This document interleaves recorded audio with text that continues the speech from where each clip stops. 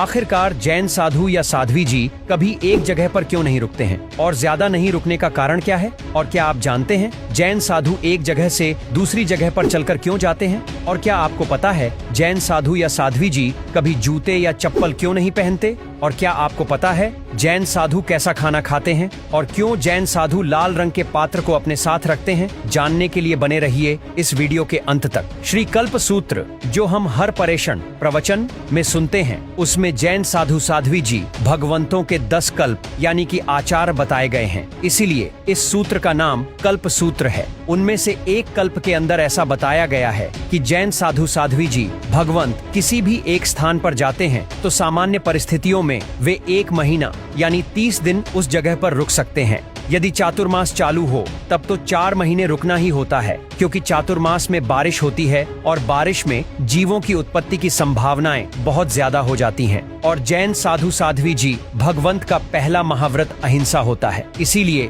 जीवों की उत्पत्ति के समय सड़क पर चलना या विहार करना या फिर एक स्थान से दूसरे स्थान पर आना जाना उचित नहीं होता। अब बात करें शेष काल की, यानी कि चातुर्मास के बाद का और चातुर्मास के शुरू होने से पहले का, यानी कि टोटल जो 8 महीने का शेष समय होता है उसे शेष काल कहा जाता है। उस शेष काल के दौरान जैन साधु साध्वी जी भगवंत एक जगह पर 30 दिन यानी 1 महीने तक रुक सकते हैं, जिसे मास कल्प कहा जाता है। इसका कारण यह है कि यदि जैन साधु साध्वी जी भगवंत उस जगह पर कम समय के लिए रुकेंगे तो स्वाध्याय नहीं होगा। जब संपूर्ण दिन विहार में व्यतीत होता है तब स्वाध्याय नहीं हो पाता और विहार करने से थकान भी रहती है। उसी कारण से अधिकतम 1 महीने तक शेष काल में रुकने का विधान बताया गया है। आज के समय में ऐसा हो गया है कि हर अगले गांव में जैनों की बस्ती नहीं होती है। जैन बस्ती नहीं होने से साधु साध्वी जी भगवंतों की सुरक्षा का बहुत बड़ा प्रश्न खड़ा हो जाता है। इसी कारण से लंबे विहार करने पड़ते हैं और आगे के किसी ऐसे स्थान पर जाना पड़ता है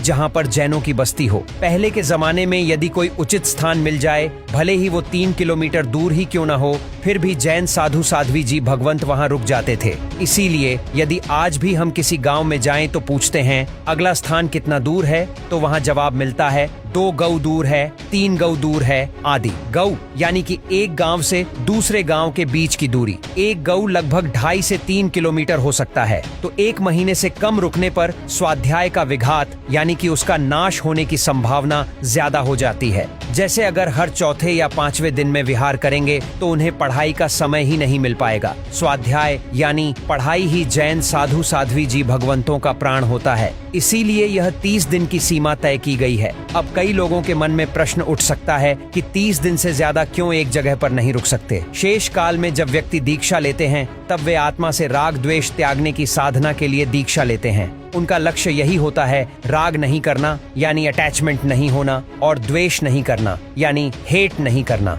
अनुकूलता में राग नहीं और प्रतिकूलता में द्वेष नहीं, यानी कि अच्छे माहौल में अटैचमेंट नहीं और कष्ट आने पर दुखी नहीं होना। यही उनकी साधना होती है, समता भाव की प्रैक्टिस। अब यदि जैन साधु साध्वी जी 30 दिन से ज्यादा एक स्थान पर रुकेंगे तो वहाँ की वस्तुओं, व्यक्तियों और वातावरण से उन्हें राग होने की संभावना बढ़ जाती है। और जहाँ पर राग होता है वहाँ वैराग्य नहीं होता। और जैन साधु साध्वी जी भगवंतों की खून की हर एक बूंद में वैराग्य होता है। इसीलिए हम कहते हैं वैराग्य ने वंदन। चाहे 30-40 घंटे की ट्रेन की यात्रा हो या 2-3 घंटे की फ्लाइट, हम नेचुरली सीट से राग कर बैठते हैं। जैसे कि ये मेरी सीट है, कोई और बैठ जाए तो अच्छा नहीं लगता, राइट? 2 दिन कहीं रुकना हो तो रूम को भी हम कह देते हैं ये मेरा रूम है, जबकि हमें पता है कि थोड़े ही समय में छोड़ना पड़ेगा, फिर भी राग हो ही जाता है। बस ऐसे ही किसी राग में साधु साध्वी जी फंस न जाएं, इसलिए उन्हें एक स्थान से दूसरे स्थान पर जाते रहना पड़ता है। सामान्य तौर पर बहते पानी में गंदगी नहीं जमती।